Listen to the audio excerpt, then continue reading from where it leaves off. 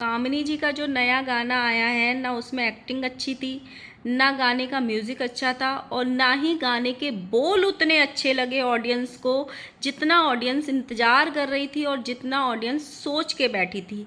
कुछ तो कमी रह गई थी। जिस खुशी से, जिस उम्मीद से और जिस भरोसे से ऑडियंस वो गाना देखने गई थी, उतनी खुशी खुशी वहाँ से वापस नहीं आई। तो इस सब पे चर्चा करेंगे। So hello guys, Radhe Radhe, जय श्री कृष्णा। स्वागत है एक और नए वीडियो में। आई होप सब अच्छे होंगे, स्वस्थ होंगे, मस्त होंगे और जहाँ भी होंगे तंदुरुस्त होंगे। अगर आपको मेरी वीडियो अच्छी लगती है तो प्लीज़ गाइज वीडियो को लाइक करना, कमेंट करना, इन चैनल को सब्सक्राइब कर लेना नोटिफिकेशन वाली घंटी के साथ में।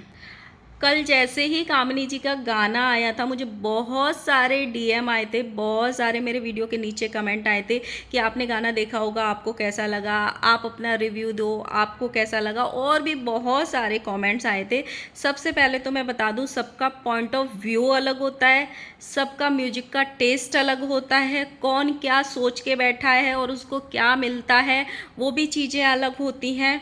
लेकिन उस सब से परे उनके करियर का ये पहला गाना है जिसमें उन्होंने कदम रखा है, तो उसके लिए बहुत बहुत बधाई, बहुत बहुत कॉन्ग्रेचुलेसन्स कि हर किसी को ये नहीं मिलती हैं चीज़ें। और ये बहुत बड़ी बात होती है कि इंसान किचन में खाना बनाते बनाते और घर संभालते संभालते कहाँ से कहाँ पहुँच जाए कि उसकी म्यूजिक वीडियो आ रही है या उसका कोई गाना आ रहा है। तो ये अपने आप में बहुत गर्व की बात होती है, चाहे उस इंसान के लिए हो, चाहे उसके हस्बैंड के लिए हो, या फिर उसकी मायके की या ससुराल की फैमिली के लिए हो।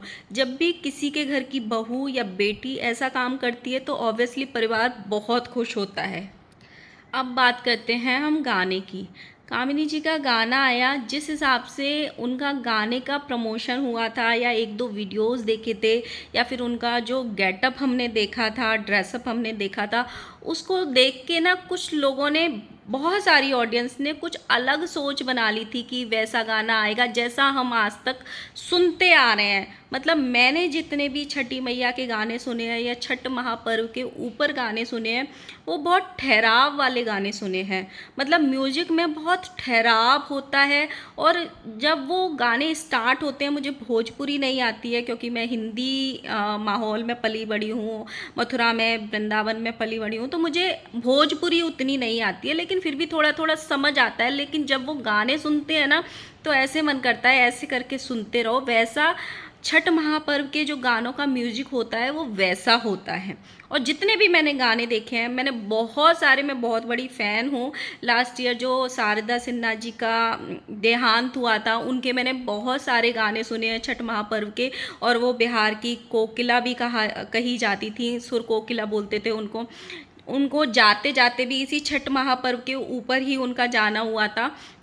और उन्होंने लास्ट मोमेंट में, जब ज़िंदगी के लास्ट दिन उनके चल रहे थे, तो हॉस्पिटल से भी एक गाना अपना रिलीज़ किया था छठ महापर्व के ऊपर ही, जो मिलियंस में गया था।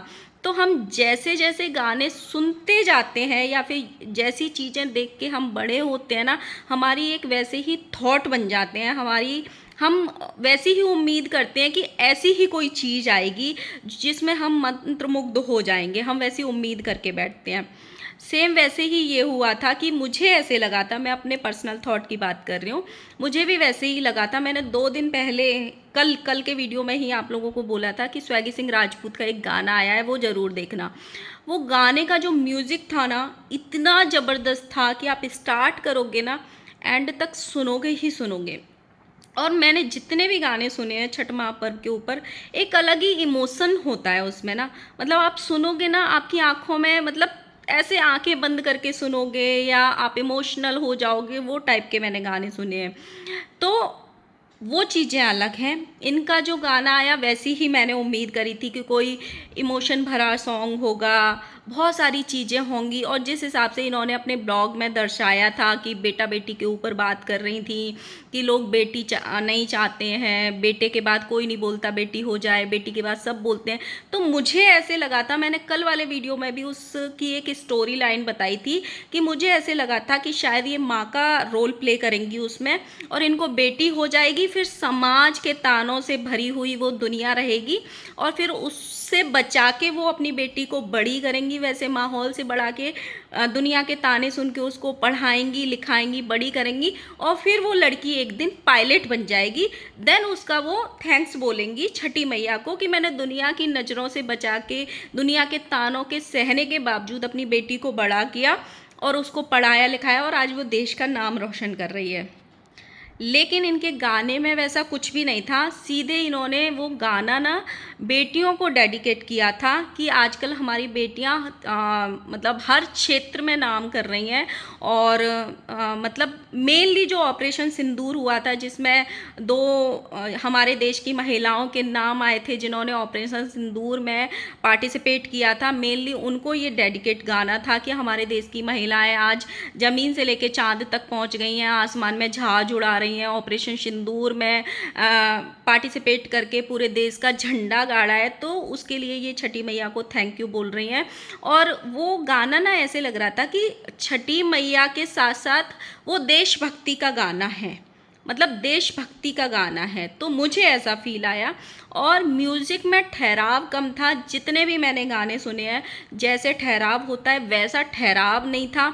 सेकंड थिंग, बहुत ज़्यादा चीज़ें नहीं दिखाई थी। जैसे दिखाते हैं ना, पिक्चराइजेशन जो करते हैं वो बहुत कम था।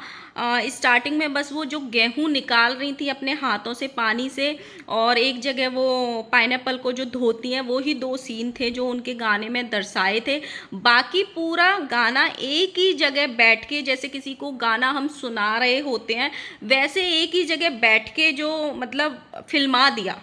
एक ही जगह बैठ के बस हिलते हिलते और मतलब हाथ जोड़ के थैंक यू बोलते बोलते एक ही जगह पूरा कर दिया। उस चीज़ की थोड़ी सी उसमें कमी लगी। म्यूजिक में मुझे थोड़ा ठहराव कम लगा, जैसे सुनते हैं वैसे। और थोड़ा उनकी एक्टिंग कम निकल के आई। जैसे उम्मीद कर रहे थे ना कि तरह तरह की एक्टिंग होगी, वैसे उनको एक्टिंग करने का इस गाने में मौका नहीं मिला। मतलब चेहरे के जो भाव होते हैं ना, वो देखने को हम लोगों को इस गाने में कम नज़र आए। मतलब एक ही फ्लो पे गाना चलता गया, हैप्पी हैप्पी मूड वाला गाना चलता गया। तो वैसा ये गाना था। बाकी गाना ओवरऑल अच्छा था, उनकी ऑडियंस को पसंद आ रहा है। लेकिन मेरे यहाँ बहुत सारे लोगों ने आके ये बोला कि हमें कुछ तो कमी लगी, कुछ तो कमी लगी, जैसी हम उम्मीद कर रहे थे वैसा गाना नहीं था वो। बट छठी मैया का गाना है, छठ महापर्व पे बेटियों को दिखाने का गाना है, बेटियां भी क्या कर सकती हैं और क्या कर रही हैं उसके ऊपर वो गाना है। तो अच्छी बात है। और सबकी अपनी अपनी पसंद अलग होती है, सबकी अपनी अपनी सोच अलग होती है। बाकी अच्छा था, ओवरऑल कहेंगे तो अच्छा था। मैं इस वीडियो को मॉर्निंग में 10 बजे रिकॉर्ड कर रही हूँ। तब तक वो गाना अच्छा खासा 1 लाख के पार चल गया है और उसके हाइप में भी ट्रेंड कर रहा है। जब तक मैंने देखा था वो आई थिंक 11th रैंकिंग पे ट्रेंड कर रहा है। तो बहुत अच्छी बात है, बहुत अच्छी बात है। बाकी हाँ, कामिनी जी ने जो गेटअप लिया था रेड साड़ी वाला और रेड चुनरी जो डाली थी उस पर, वो बहुत प्यारा लग रहा था, बहुत प्यारा लग रहा था। लेकिन कहीं ना कहीं उस गेटअप का ना यूज़ नहीं हुआ गाने में। पूरा का पूरा गाना बैठ के शूट कर दिया तो वो गेटअप ना ठीक से दिख नहीं पाया।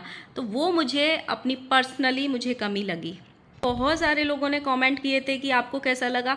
सबका अपना अपना टेस्ट अलग होता है, इसीलिए मैंने अपने विचार प्रकट किए हैं। सबकी अपनी अपनी सोच अलग होती है, सबका अपना अपना म्यूजिक का टेस्ट अलग होता है।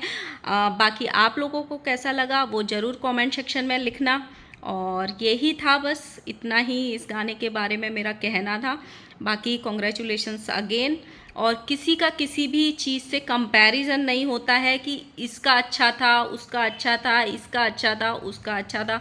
मैंने सिर्फ इंडिविजुअल गाने पे रिव्यू दिया है अपना कि मुझे क्या लगा, बस यही था। तो मिलते हैं नेक्स्ट वीडियो के साथ में, तब तक के लिए बाय बाय। वीडियो अच्छी लगी तो लाइक करना, कमेंट करना एंड चैनल को सब्सक्राइब कर लेना। Bye bye.